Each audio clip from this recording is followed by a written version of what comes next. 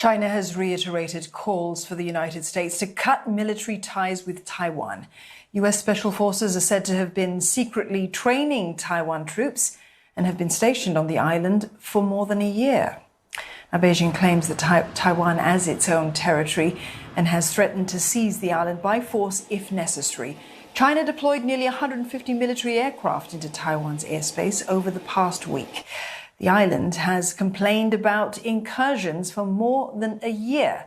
Now, it believes that the threat is designed to wear down its armed forces and to test their ability to respond. Taiwan does not seek military confrontation. It hopes for a peaceful, stable, predictable, and mutually beneficial coexistence with its neighbors. But Taiwan will also do whatever it takes to defend its freedom and democratic way of life.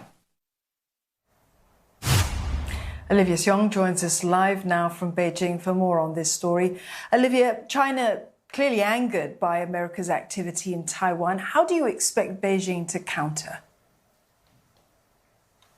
Well, when asked about the media reports during a daily briefing, China's foreign ministry did not directly respond to it, but instead we saw the spokesperson reiterate some of the statements and warnings that China has used when it comes to matters relating to Taiwan and what it views as foreign interference with matters relating to the self-ruled island. As we saw the foreign ministry today say that the U.S. should recognize the high sensitivity of the Taiwan issue, that it should respect the one China principle, as well as stop arms sales to Taiwan and military contact with the island as well, warning that China would take whatever necessary measures that are needed to protect its sovereignty and integrity. And these are remarks that have been repeated by China as we have seen the U.S. deepen its ties with Taiwan, a move that, China has viewed as provocation from the Trump administration into the Biden administration as well. It has been angered by visits made by U.S. officials to Taiwan, arms sales made to the island, and the U.S. sending warships through the Taiwan Strait. And it's been seen as the reason for this increase in cross-strait tensions. And so we definitely do expect these tensions to continue between both sides. Well, beyond tensions, Olivia, Taiwan has vowed to defend itself. It's been calling on international powers to help. How will all of this play out? More incursions by China, perhaps more of a show of force?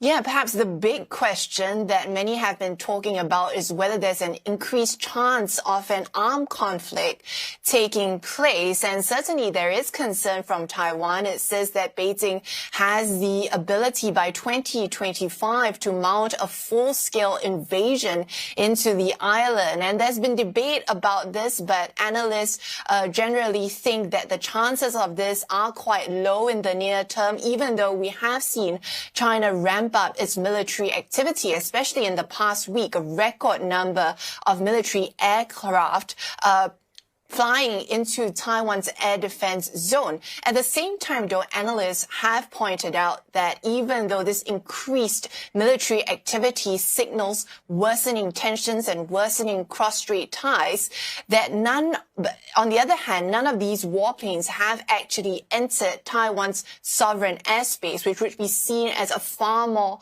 hostile act. And the concern, though, of course, is of an accident or miscalculation taking place. Instead, what observers think Beijing wants to see from its military activity is clearly it's a signal that's being sent both to the international community as well as at home that Beijing stands ready to defend and to protect its territory and to retake or to claim back Taiwan, which it sees as a wayward province as part of its territory, by force if necessary. Also in the context where Beijing is feeling increased pressure from the West. The U.S. has repeated that its commitment to Taiwan remains rock solid. It has also sought to rally allies to cooperate and to counter China. For instance, last month we saw 17 warships from 6 countries, including from the U.S., conduct military drills near Taiwan as well. And a new security partnership between the U.S., UK, and Australia angered China as well, as it has viewed this as clearly targeting it as well.